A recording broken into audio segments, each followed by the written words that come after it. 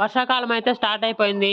ముఖ్యంగా గొర్రెలున్న వాళ్ళైతే గొర్రెల దొడ్లయితే నీట్ చేసుకోవాలి. ఎందుకంటే ఫంగస్ అది ఇది ఉంటది కాబట్టి చేరకుండా. ఇక్కడైతే మా అక్క, మా బాబాయ్ వచ్చేసి గొర్రెలను తోలడానికైతే నీట్ చేస్తున్నారు దొడ్డిని. ఆ విధంగా మొత్తం అయితే కల్లాపు జల్లేస్తుంది. అదిగోండి మా బాబాయ్ అయితే వాటర్ అయితే తీసుకొని వస్తున్నాడు తొట్టి దగ్గర నుంచి. ఇంకా అలాగా నీళ్ళైతే తీసుకొచ్చి కొట్టాలి లోపలంతా.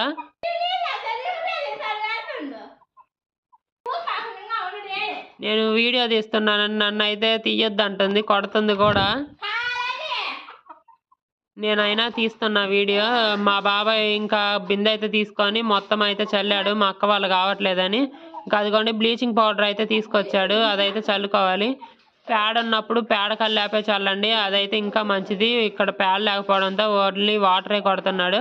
ఇంకా మా బాబాయ్ దగ్గర నుంచి తీసుకొని మా అక్క అయితే చల్లుతుంది, మా బాబాయ్ ఎక్కువ వేస్తున్నాడని. ఇంకా ఆ విధంగా మొత్తం అయితే ఒక ప్యాకెట్ మొత్తం స్ప్రెడ్ చేసేసింది దొడ్లో. ఇంకా నా మీద కూడా కొంచెం పోయడానికి వస్తుంది. ఇంకా మొత్తం అలా చేయడం వల్ల ఫంగస్ ఏదన్నా ఉంటే అదైతే పోతుంది. ఇంకా కాళ్ళు కడుక్కొని ఇంటికైతే వచ్చేసాం.